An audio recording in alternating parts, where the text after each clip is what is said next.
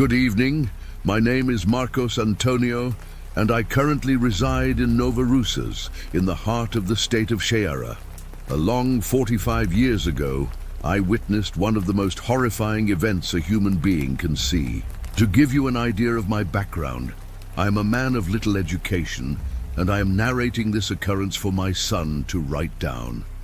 The mere mention of that cold night sends a persistent shiver down my spine and a fear that time has failed to dispel. In my youth, I toiled in a neighboring municipality, erecting a fence for a stern landowner. We had to contend with the arid soil under the relentless sun that beat down on the region. The pay was meager by today's standards, but it represented an opportunity, as good jobs were the privilege of those with schooling.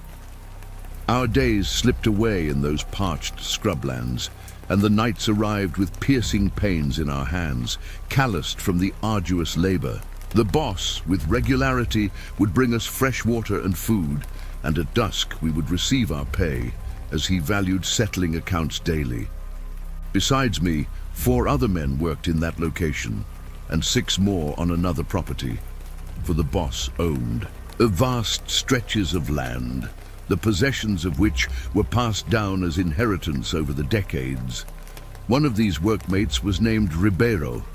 He was a hard-working, serious man, the courageous type who wasn't easily frightened.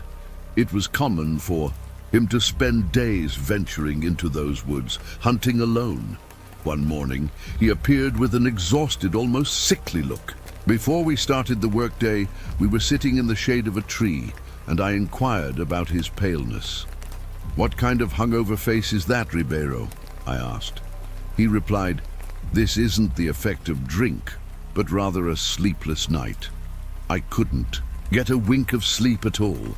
I had eaten dinner and was enjoying a viola tune on the radio, smoking a bit with my wife beside me. The boys were already asleep, and we were chatting on the porch. That's when we saw a young woman pass by hastily on the road, almost running. I watched and immediately found it unusual, as those roads are dangerous even for armed men, imagine. For a frail young woman. I got up from the chair and exclaimed, "Miss, are you lost?" But she didn't even look and continued on her hurried way. Beyond my dwelling, as you know, there are no other houses, as the land belongs to the owner of the cattle ranch. I live there because he gave me a piece of land, and the road that passes in front leads to a desolate, uninhabited place, and it was in that direction she went. Sometime later, I went to bed and hung the hammock in the living room, as my back has been aching for a few days, and the hammock provides relief. I was almost dozing off when I heard a gallop coming from outside. At first, I didn't pay it any mind, but suddenly I heard only that piercing scream and the gallop circling the house. The most bizarre thing was that every time the animal outside passed, whether by the door or the window, a glow could be seen seeping through the cracks, as if someone were holding a lantern or something similar. I grabbed a knife and positioned myself near the window, trying to discern what it was, but the darkness was dense, and when the creature passed, the bright light prevented me from seeing anything.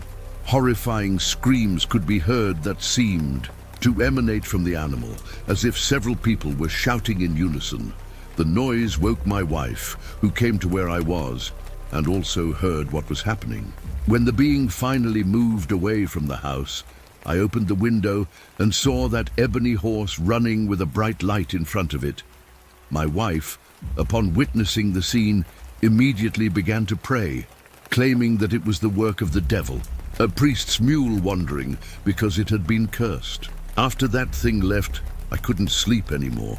The screams of that night echoed in my mind, and the fear of the beast returning haunted me.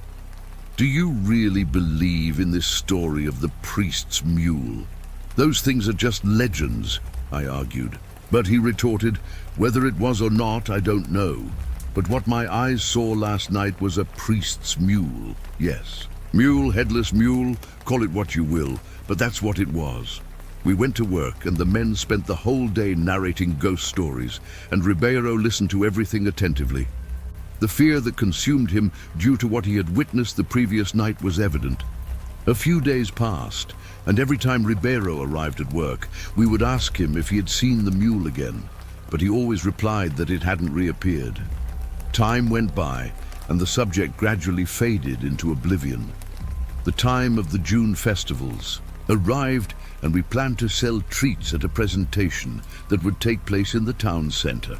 My wife, Ribeiro, with his family, and I went to sell the food, and we returned home very late that night.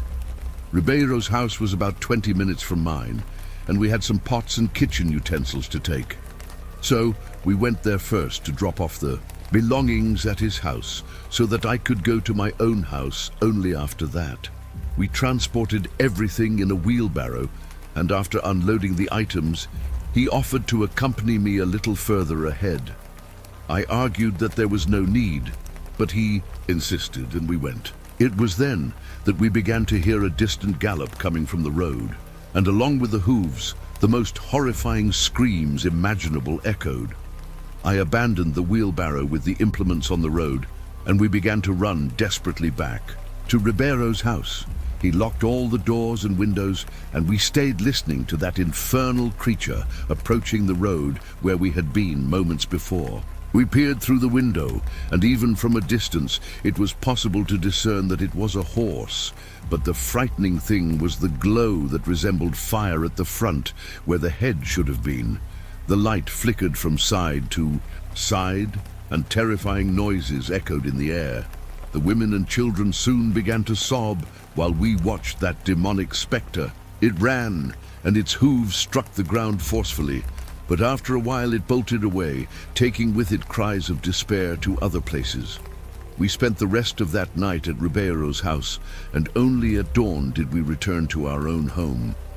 In the nights that followed, countless people sighted the strange animal, but no one dared to confront it to verify if it was indeed a troubled priest's mule. However, I saw it, and I can affirm with conviction that it was that very thing. That intense glow in front of it left me no room for doubt. I feel a deep shiver just remembering those piercing screams and that terrifying vision on the road. You can be absolutely certain that legends do not spring from nothing. They always have their origin in something concrete, and I was able to prove this with my own eyes on that fateful night, the night I witnessed a headless mule. Good night.